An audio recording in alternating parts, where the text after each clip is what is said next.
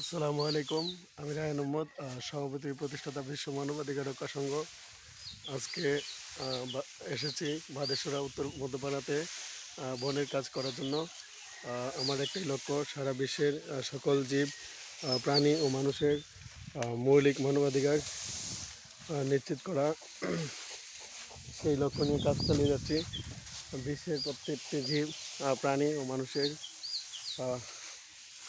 মৌলিক মানবাধিকার নিশ্চিত করার জন্য কাজ চালিয়ে যাচ্ছি।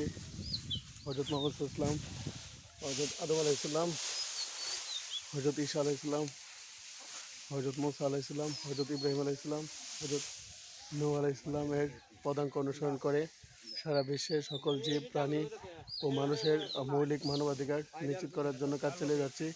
বিশ্ব ব্রহ্মাণ্ডে মর্তালোকে সত্য নেই এই বন্ডি লাইব্রেরি এন্দিকা হ্যাঁ থাক।